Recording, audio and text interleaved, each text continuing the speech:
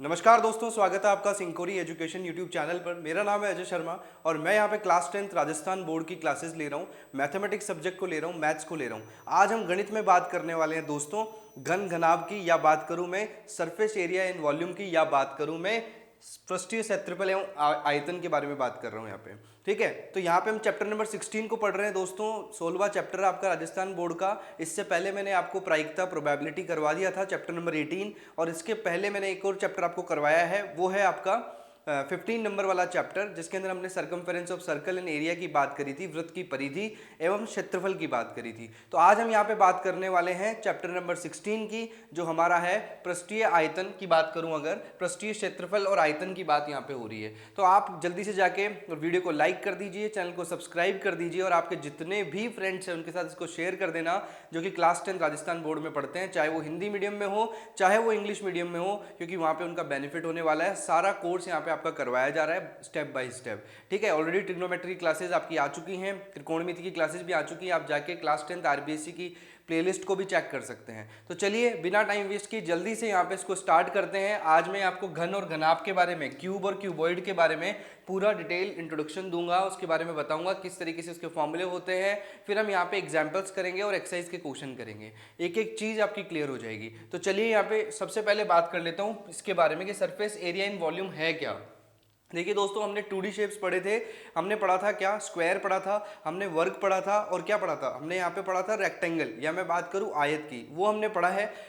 Starting जो हमारी previous classes थी उसके अंदर हमने ये नॉर्मल 2D शेप्स देखे हैं। लेकिन अब हम यहाँ पे बात कर रहे हैं क्लास 10 के अंदर 3D शेप्स के बारे में, जो 3 डायमेंशनल शेप्स होती हैं। जैसे कि बात करूं मैं घन की बात करूं, घनाभ की बात करूं, क्यूब की बात करूं, या क्यूबॉइड की बात करूं, तो इनका भी क्या होता है दोस्तों, इनका क्या होगा, क्षेत्रफल होगा। लेकिन अगर आप 2D शेप्स की बात करें, थोड़ा सा इसको डिटेल डिस्कशन कर लेते हैं, थोड़ा सा आपका कॉन्सेप्ट जो है वो अच्छे से क्लियर हो जाए, ये मेरा मोटिव रहेगा। तो यहाँ पे अगर आप देखें तो एक रेक्टेंगल जो होता है, अगर सिंपल यहाँ पे कोई रेक्टेंगल बना हुआ है, एक आयत बना हुआ है दोस्तों, अगर आयत बना हुआ है जिसके अंदर क्या है, एल है और क्या है आपकी बी है। अगर इस तरीके से एल इंटू बी आपका लेंथ और लंबाई और चौड़ाई आपको दी हुई है दोस्तों, तो अगर आप यहाँ पे देखें तो सबसे पहली बात है यहाँ पे कि अगर ये 2D शेप है तो ये क्या बन सकता है, एक उसके ऊपर पेपर के ऊपर बनाया जा सकता है। इसके अंदर कोई भी वॉल्यूम नहीं होगा, कोई भी आयतन नहीं होगा इसका। अगर मैं बात करूँ 3D शेप्स के बारे में, तो 3D शेप्स का क्या होता है दोस्तों, आयतन होता है। तो 3D शेप्स का क्या होता है, वॉल्यूम होता है।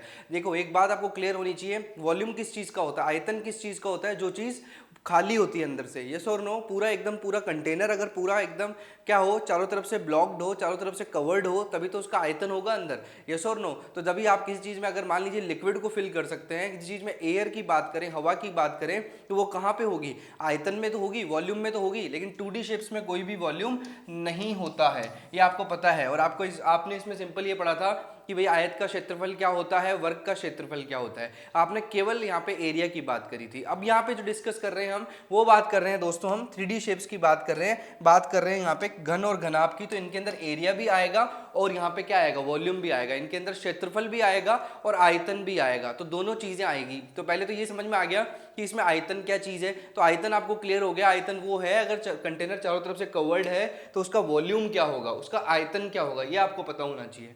चलिए अब क्यूब की बात कर लेते हैं। क्यूब जो है दोस्तों क्या होता है हमारा, क्यूब की सारी साइड्स इक्वल होती हैं। क्या होता है, क्यूब की सारी साइड्स इक्वल होती हैं। जैसे मान लीजिए अगर ये ए है तो ये भी ए होगा, ये भी ए होगा, ये भी ए होगा, सब कुछ ए होगा। यस और नो। तो अगर आप देखें तो इसकी हाइट को कम कर दिया जाए ए को, तो एक्चुअल में बनता क्या है, ये एक्चुअल में क्या बनता है आपका, ये वर्ग बनता है, स्क्वायर बनता है। और स्क्वायर की सारी साइड्स इक्वल होती हैं, आपको पता है। ये भी ए है, ये भी ए है, ये भी ए है और ये भी ए है। तो आपको एक एक चीज क्लियर हो जाएगी यहाँ पे। तो यहाँ पे क्या हो रहा है, हमारा वर्ग जो है, वर्ग से मिलके क्या बना है, कितने वर्ग से मिलके बना है, अगर आप इनको काउंट करें तो कितना है यहाँ पे, 1 2 3 4 5 और 6 वर्ग से मिलके क्या बना है, आपका घन बना है। इसी तरीके से घनाभ जो है वो रेक्टेंगल से बनता है दोस्तों, आयत से बनता है।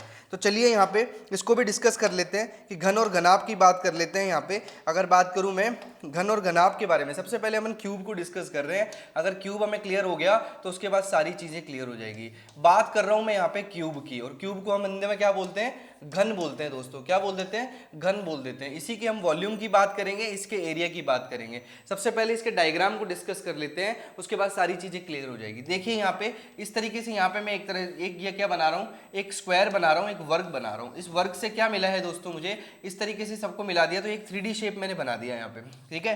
आपको दिख रहा होगा 3D शेप यहाँ पे मैंने बना दिया। और मैंने बोला ये वाली साइड ए है, ये वाली साइड भी ए है, सारी साइड्स ए है, क्योंकि ये सारे के सारे क्या हैं, जितने भी आप देख रहे हैं, जितने भी बाहर की यहाँ पे सरफेस देख रहे हैं आप, वो सारी की सारी क्या है दोस्तों, एक वर्ग है, एक स्क्वायर है। तो सारी की सारी साइड्स क्या हो जाएंगी, इक्वल हो जाएंगी। अगर आप बात करें केवल एक साइड का अगर आप एरिया निकालेंगे तो क्या आ जाएगा दोस्तों, ए का स्क्वायर आ जाएगा, क्योंकि आपको पता है साइड का स्क्वायर क्या होता है, स्क्वायर का एरिया होता है। वर्ग का क्षेत्रफल कितना होता है दोस्तों, साइड का स्क्वायर होता है। और आपको पता है कितनी कितनी यहाँ पे साइड्स हैं, कितनी अगर मैं बात करूं कितनी सर्फेसेज हैं, 1 2 3 4 5 और 6 पीछे वाली। तो 3D शेप है दोस्तों, तो 6 से मल्टीप्लाई कर दें अगर, एक का एरिया निकाल के और 6 से मल्टीप्लाई कर दिया जाए तो क्या आ जाएगा दोस्तों, क्या टोटल एरिया आ जाएगा, क्या घन का टोटल एरिया आ जाएगा क्या, बिल्कुल आ जाएगा। तो यहाँ पे टोटल एरिया क्या हो जाएगा मेरा, संपूर्ण पृष्ठीय क्षेत्रफल अगर बात करूं मैं घन की, तो वो कितना हो जाएगा दोस्तों, 6a स्क्वायर हो जाएगा। क्या हो जाएगा, 6a स्क्वायर हो जाएगा, 6 से इसको मल्टीप्लाई कर दिया जाएगा। तो टोटल सरफेस एरिया आपका कितना आ गया दोस्तों,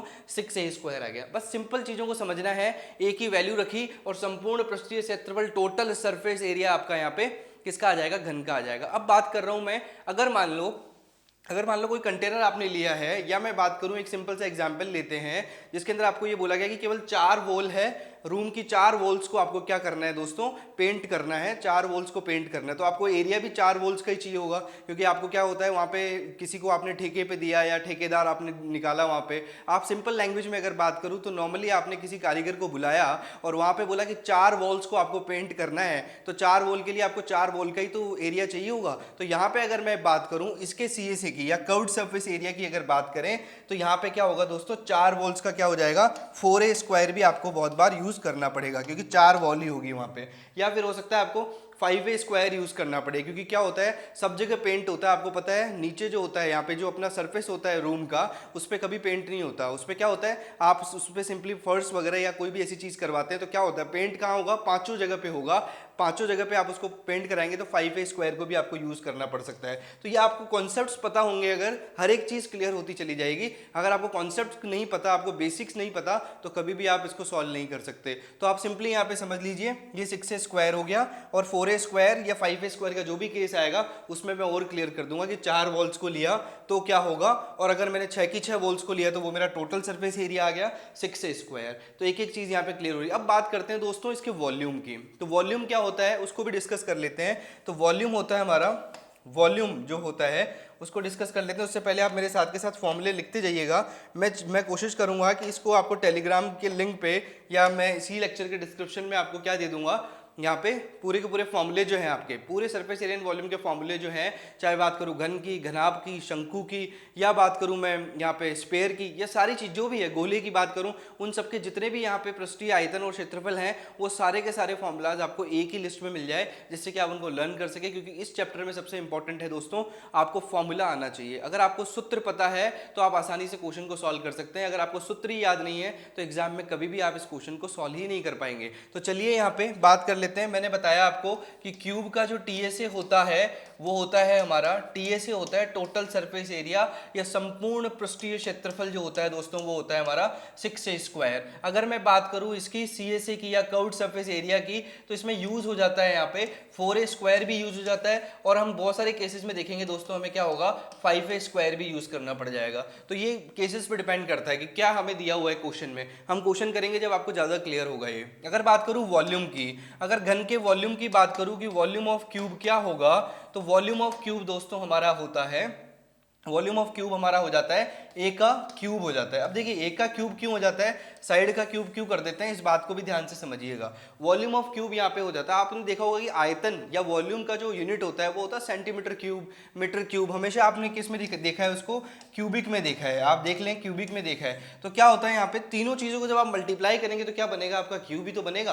तो यहाँ पे अगर आप देखेंगे क्यूबिक आपकी यूनिट आ रही है, और वॉल्यूम जो है यहाँ पे क्या होता है, तीनों साइड्स को आप क्या कर देते हैं, ए इंटू ए मल्टीप्लाई कर देते हैं तो आपका वॉल्यूम आ जाता है। तो ये घन के इंपॉर्टेंट 2-3 फॉर्मूले मैंने आपको बताए हैं जो कि आपको अच्छे से क्लियर हो जाएंगे। एक एक बात इसके अंदर आप समझ जाएंगे। एक बार इसको नोट डाउन कर लीजिए। Total surface area 6a square, कोई दूसरे केसेस बने उसके अंदर ये भी यूज कर सकते हैं। और वॉल्यूम ऑफ क्यूब जो है, या मैं बात करूं कि आयतन जो है घन का, ठीक है, घन का आयतन की बात करूं, मैं इसको लिख देता हूं आप लोगों के लिए, जो हमारे हिंदी मीडियम के स्टूडेंट हैं उनको भी कोई प्रॉब्लम नहीं होगी। लेकिन यहाँ पे लिखा है घन का आयतन। घन का आयतन कितना होता है दोस्तों, वही ए क्यूब ही होता है। ये हिंदी में लिखा हुआ है और ये इंग्लिश में लिखा हुआ है, आपको क्लियर हो जाएगा। तो इसको एक बार नोट डाउन कर लीजिए। आगे बात करता हूँ घन के अंदर एक और फॉर्म लेगी। तो यहाँ पे आपने इसको नोट डाउन कर लिया होगा, घन के बारे में हमने देखा। अब घन का एक और फॉर्मूला जो है उसको भी क्लियर कर लेते हैं इसी स्लाइड में ही, जिससे अपने को सारी बातें क्लियर हो जाए। टोटल सरफेस एरिया जो था हमारा वो भी हमें क्लियर हो जाएगी। मैंने आपको जो सारे फॉर्मूले बताए हैं दोस्तों, ये बहुत इंपॉर्टेंट है, इनको आपको सीधा एग्जाम में आप इनको यूज कर सकते हैं, ठीक है। तो ये हमारा 6a² वाला फॉर्मूला हो गया था, और थोड़ा सा अच्छे से इसको लिख देते हैं जिससे कि क्लियर हो जाएगी आपको सारी बातें, ठीक है। तीनों चारों फॉर्म सारे फॉर्मूले में लिख दूंगा आपको एक जगह पे, जिससे आपको और ज़्यादा आसानी होगी। स्क्रीनशॉट आप उसका ले लेना। जैसे मैंने लिखा है यहाँ पे, हिंदी मीडियम के स्टूडेंट हैं हमारे ज़्यादा, तो यहाँ पे घन का आयतन है उसको लिख देता हूँ मैं, ठीक है। अगर बात करूँ मैं घन का पृष्ठीय क्षेत्रफल, या संपूर्ण पृष्ठीय क्षेत्रफल भी लिख सकते हैं आप इसको, पृष्ठीय क्षेत्रफल क्या हो गया हमारा, ये घन का आयतन कितना हो गया दोस्तों मेरा, घन का आयतन आ गया मेरा यहाँ पे ए क्यूब, और ये पृष्ठीय क्षेत्रफल हो गया 6a², ठीक है। या फिर मैं बात करूँ CSE की, कर्व्ड सरफेस एरिया जो है वो 5a² हो जाएगा, लेकिन अभी आप 6a² ही लिख लें। और घन का अगर मैं बात करूँ विकर्ण की लंबाई, ठीक है, क्या होता है हमारा, विकर्ण होता है दोस्तों। अगर हिंदी में कहीं भी प्रॉब्लम आए तो उसको आप माइंड मत करना। घन का विकर्ण, घन के विकर्ण की लंबाई की बात करूं, अगर घन का विकर्ण की लंबाई, घन के विकर्ण की लंबाई क्या होगी हमारी, लंबाई लिख रहा हूं दोस्तों यहाँ पे, ठीक है। तो वो क्या हो जाएगी हमारी L² + L² + L² का अंडर रूट होता है दोस्तों, डायगनल जो होता है हमारा। विकर्ण को हम क्या कहते हैं इंग्लिश में, डायगनल कहते हैं। क्या कहते हैं, डायगनल, ठीक है। तो डायगनल की अगर लेंथ की बात करें तो वो हो जाएगी हमारी L√3। ये कैसे आया दोस्तों, L² + L² + L², क्योंकि सारी साइड यहाँ पे क्या है, LL है सब साइड, या तो A भी ले सकते हैं आप यहाँ पे, क्योंकि सारी जगह A ले रहे हैं तो आप A भी ले सकते हैं। आप सिंपली यहाँ पे लिख दीजिए A√3, क्या हो जाएगा हमारा A√3। तो साइड इंटू क्या कर देंगे, √3 कर देंगे, तो क्या हो जाएगी, डायगनल की लेंथ आ जाएगी सीधी सीधी हमारे पास, और सिंपल अपन बोल देंगे, ठीक है। तो इस तरीके से आप इसको सॉल्व कर सकते हैं। इसको ये आया कहाँ से वो भी देख लीजिए, A² + A² + A², ठीक है। उसका अंडर रूट लिया आपने तो क्या बना आपका 3a का स्क्वायर, तो a बाहर आ गया दोस्तों, और अंदर क्या बच गया आपका A√3। तो ये होता क्या है बेसिकली हमारा, ये डायगोनल की लेंथ होती है दोस्तों, ये विकर्ण की लंबाई होती है। ये हमारा क्या होता है A² + A² + A²। आप देखेंगे पूरा 3D शेप है, उसके अंदर आप क्या करेंगे, विकर्ण आप जानते हैं, आयत में भी विकर्ण होता है यहाँ पे, और वर्ग में भी विकर्ण होता है, जो हमने पढ़ते हुए आए हैं अपन। वैसे डायगोनल इसमें भी होता है। यहाँ पे क्या होता है, घन का जो विकर्ण होता है, घन का जो डायगोनल होता है, उसकी लेंथ क्या आ गई हमारे पास A√3 आ गई। अब बात करेंगे दोस्तों हम सीधा सीधा यहाँ पे चलते हैं आगे हम बात करने वाले हैं घनाभ के बारे में, या मैं बात करूं क्यूबॉइड के बारे में। तो क्यूबॉइड कैसे बनता है दोस्तों, क्यूबॉइड जो बनता है हमारा वो बनता है यहाँ पे रेक्टेंगल की मदद से। रेक्टेंगल जो है उसका 3D शेप, क्योंकि सारे साइड जो है वो क्या होते हैं इसमें यहाँ पे रेक्टेंगल होते हैं। तो रेक्टेंगल में आपको पता है L भी होता है, B भी होता है, और यहाँ पे क्या है, हम बात करें 3D शेप की तो HB होगा हमारा। तो यहाँ पे देखिए आप, ये L हो गया मेरा, ये H हो गया, और ये साइड ये जो है ये क्या हो गया, ये B हो गया। इस तरीके से हम L और B और H को डिफरेंशिएट करते हैं। हम बात कर रहे हैं यहाँ पे क्यूबॉइड के बारे में। किसके बारे में बात कर रहे हैं, क्यूबॉइड के बारे में, जिसको हम हिंदी में क्या बोल देते हैं दोस्तों, घनाभ बोल देते हैं। घनाभ के बारे में यहाँ पे डिस्कशन कर रहे हैं, ठीक है। तो क्यूबॉइड के बारे में डिस्कस कर रहे हैं। इसकी बात करूं अगर मैं, तो घनाभ का, या इंग्लिश में भी लिखते जाइएगा, घनाभ का क्षेत्रफल या पृष्ठीय क्षेत्रफल क्या होगा उसको डिस्कस कर लेते हैं। उसके बाद आयतन को डिस्कस कर लेंगे, सारी चीजें आपको क्लियर हो जाएगी। तो यहाँ पे अगर आप देखें, घनाभ का पृष्ठीय क्षेत्रफल जो होता है दोस्तों, वो होता है 2 × L × B + B × H + H × L। याद हो जाएगा अभी का अभी, साथ के साथ मेरे साथ याद करते जाइए, बोलते जाइए। तो ये क्या हो गया, 2 × लेंथ × लंबाई × चौड़ाई + चौड़ाई × ऊंचाई + ऊंचाई × लंबाई अगर कर दें तो यहाँ पे क्या हो जाएगा दोस्तों, घनाभ का पृष्ठीय क्षेत्रफल हो जाएगा। या मैं बात करूँ क्यूबॉइड का TSA हो जाएगा, ठीक है, total surface area of TSA of cuboid हो जाएगा आपका। एक ही बात है, इंग्लिश मीडियम स्टूडेंट भी इसको लिख लें। तो ये क्या हो जाएगा हमारा 2 × L × B + 2 × L × B + B × H + H × L हो गया हमारा। तो ये हमारा हो गया घनाभ का पृष्ठीय क्षेत्रफल। अगर आयतन की बात करें दोस्तों, तो यहाँ पे तीनों साइड अलग अलग है, पहले इसको नोट डाउन कर लो, फिर आयतन की बात करेंगे और इसके भी विकर्ण की लंबाई, डायगोनल की लंबाई को डिस्कस करेंगे। तो यहाँ पे आपने इसका पृष्ठीय क्षेत्रफल या संपूर्ण पृष्ठीय क्षेत्रफल की बात करूँ, पूरा टोटल सरफेस एरिया लिख लिया होगा। अब आगे हम यहाँ पे डिस्कस करने वाले हैं दोस्तों कि इसका वॉल्यूम क्या होगा, आयतन क्या होगा। तो इसका वॉल्यूम के लिए अगर आप देखें तो इस तरीके से हमारा डायग्राम था, आप भी बना सकते हैं। अच्छे से समझने के लिए, पूरा विजुलाइज करने के लिए एक एक चीज़ आपको क्लियर हो जाएगी। ये L है, ये H है और ये यहाँ पे क्या है मेरा B है। तो मैं अगर बात करूँ घनाभ के आयतन की, तो वो क्या हो जाएगा मेरे पास यहाँ पे घनाभ का आयतन, ठीक है, घनाभ का आयतन क्या हो जाएगा मेरा, या वॉल्यूम ऑफ क्यूबॉइड क्या हो जाएगा दोस्तों, L into B into H, ठीक है। तो L into B into H हमारा आयतन हो गया, या वॉल्यूम ऑफ क्यूबॉइड जो है, वॉल्यूम ऑफ क्यूबॉइड, ठीक है, वॉल्यूम ऑफ क्यूबॉइड क्या हो जाएगा हमारा, सीधा सीधा यहाँ पे L into B into H हो जाएगा। तो ये वॉल्यूम ऑफ क्यूबॉइड लिखा हुआ है, इसको सही से लिख देते हैं एक बार, आपको समझ में आ जाएगा। आप अपनी कॉपी में नोट करते जाइएगा जिससे आपको क्लियर हो जाए, क्योंकि ये सारी चीज़ें हमारी क्या करेंगी, क्वेश्चन को सॉल्व करने में हेल्प करेगी, और आप मेरे साथ के साथ क्वेश्चंस को करते जाना। अगर मैं बात करूँ घनाभ के विकर्ण के बारे में, ठीक है, घनाभ के विकर्ण की बात करूँ मैं, तो घनाभ के डायगोनल की बात करूँ मैं, या बात करूँ मैं यहाँ पे किसकी बात कर रहा हूँ, डायगोनल की बात कर रहा हूँ, क्यूबॉइड के डायगोनल की बात कर रहा हूँ। उसकी लंबाई होती है दोस्तों L square plus B square plus यहाँ पे क्या आ जाएगा H स्क्वायर, ठीक है। तो यहाँ पे सिंपल क्या था, पहले जो था वो पूरा का पूरा A स्क्वायर था, इसलिए A बाहर आ गया और √3 हो गया। लेकिन यहाँ पे तीनों चीजें अलग अलग है, लेंथ भी अलग है, ब्रेथ भी अलग है और हाइट भी अलग है। या बात करूँ लंबाई, चौड़ाई और ऊंचाई अलग अलग है, तो यहाँ पे क्या हो गया L square plus B square plus H square हो गया क्यूबॉइड के डायगोनल की लेंथ जो है। घनाभ के विकर्ण की लंबाई जो है वो हमारे पास यहाँ पे क्या आ गई, सीधी सीधी L square plus B square plus H square आ गई। इसको भी आप नोट डाउन कर लीजिएगा, फिर आगे बढ़ते हैं हम। तो यहाँ पे आपने सारी चीज़ों को नोट डाउन कर लिया है। अब एक चीज़ और है जो कॉन्सेप्ट आपको बताना है दोस्तों, वो यहाँ पे इंपॉर्टेंट ये चीज़ रह जाती है कि जैसे मैंने कोण के बारे में बताया था कि यहाँ पे क्या होता है 6a स्क्वायर की जगह आप 4a स्क्वायर और 5a स्क्वायर भी यूज़ कर सकते हैं, क्योंकि क्या होता है क्वेश्चन के अकॉर्डिंग हमें ये देखना पड़ता है कि पूरा हमें टीएसए निकालना है, टोटल सरफेस एरिया या संपूर्ण पृष्ठीय क्षेत्रफल हमें निकालना है, या यहाँ पे बात करूँ मैं 4 वॉल के लिए निकालना है, या यहाँ पे 5 के लिए निकालना है। तो वो डिपेंड करता है क्वेश्चन के ऊपर। ऐसे ही घनाभ में भी डिपेंड करेगा दोस्तों। तो यहाँ पे अगर आप देखें तो अगर क्यूबॉइड के अंदर आप देखेंगे तो अगर मान लीजिए ऊपर वाले वॉल को, ऊपर वाली चीज को अगर आप छोड़ देते हैं या नीचे वाले को छोड़ देते हैं, तो आप देखेंगे कि एक L इंटू बी जो है वो कम हो जाएगा आपका। आप सिंपली उसके अंदर आप फॉर्मूले में वेरिएशन कर सकते हैं। जब भी ऐसा क्वेश्चन आएगा तो मैं आपको पूरा डिस्कस, पूरा एकदम एक एक चीज को बता दूंगा कि यहाँ पे ये फॉर्मूला क्यों यूज हुआ है। तो बहुत बार क्या होगा, आपका जो आपका संपूर्ण पृष्ठीय क्षेत्रफल दिया हुआ है उसके अंदर से एक पार्ट को आप हटा देंगे, उसके अंदर से सिंपल आप L इंटू बी है, जैसे ये 2 से मल्टीप्लाई हो रहा है तो 2 इंटू L इंटू बी दिख रहा होगा आपको। तो एल बी यहाँ पे है तो ऊपर वाला एल बी और नीचे वाला एल इंटू बी दोनों मिला के 2 इंटू एल इंटू बी हुआ,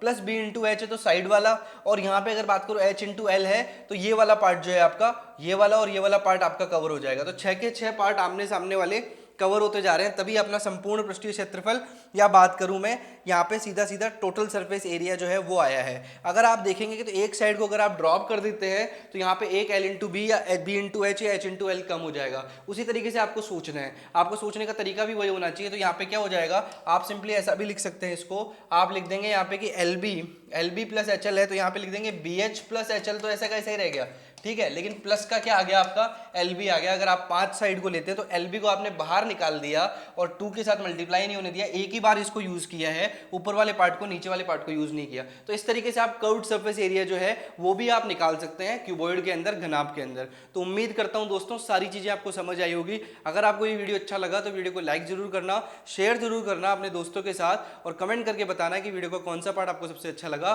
तो मिलते हैं नेक्स्ट क्लास में, जहां पे हम डिस्कस करने वाले हैं कुछ एग्जाम्पल्स को, और फिर बाद में हम फर्दर एक्सरसाइज भी इसका डिस्कस करेंगे आरबीएससी बोर्ड का। तो पूरा सिलेबस आपका हो रहा है। तो मिलते हैं दोस्तों नेक्स्ट क्लास में, तब तक के लिए आप सभी का बहुत बहुत धन्यवाद।